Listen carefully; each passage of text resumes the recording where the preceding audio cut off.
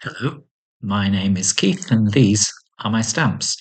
This is episode 11, Alsace and Lorraine.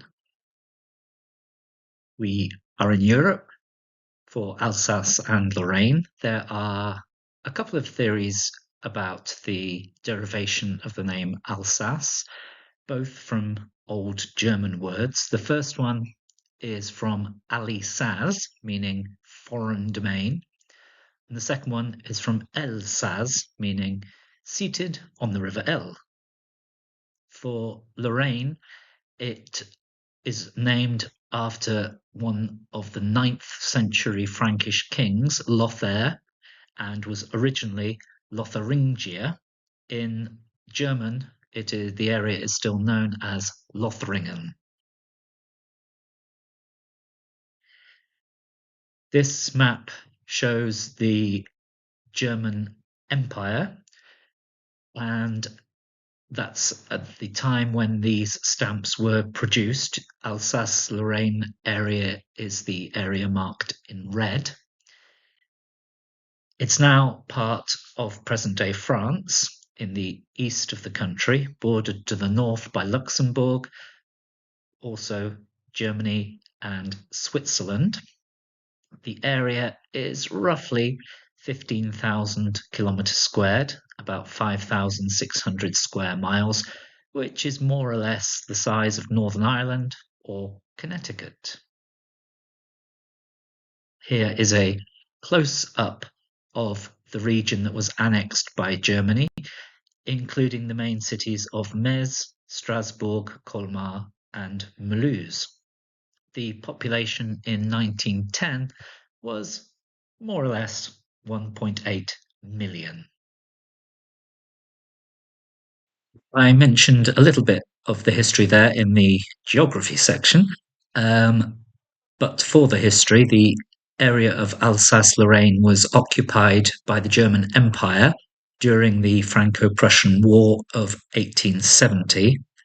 In 1871, the Treaty of Frankfurt ceded the area to the German Empire, and most of the new border followed the linguistic border, the majority of the population in the area speaking Germanic dialects, or indeed German, and it had been part of the Holy Roman Empire, gradually being obtained by France over the previous 200 years.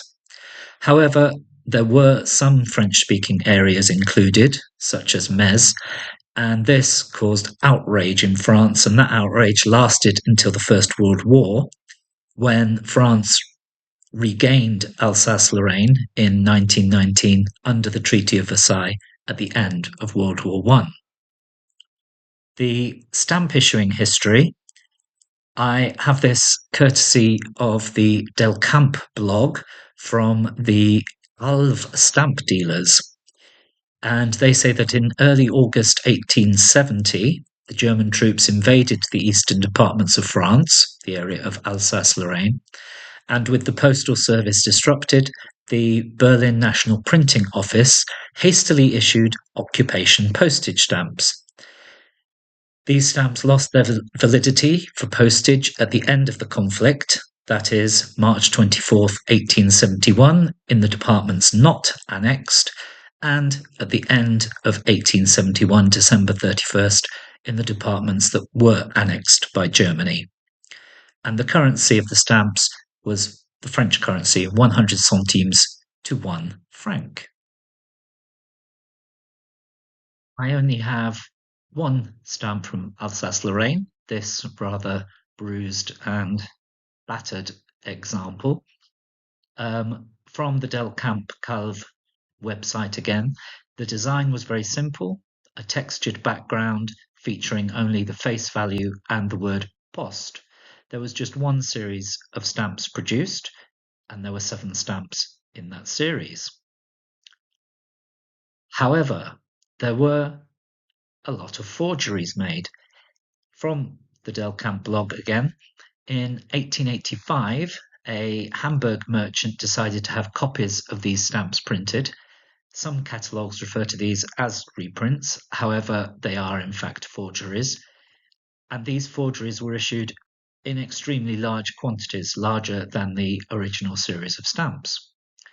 To tell the forgeries from the real items, there is a simple way.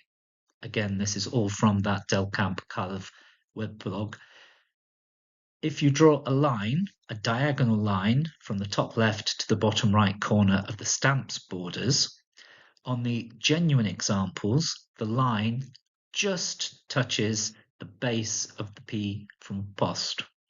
On the reprints, it cuts off the P very near to the circle up the, shall we call it, the leg of the P, about 2/5 of the way up. So I've not drawn on my stamp, but I've used a paint to draw that line on there to show that my one, although bruised and battered, is actually a genuine stamp. And this is my stamp from Alsace Lorraine. I'm Keith. These are my stamps. Goodbye.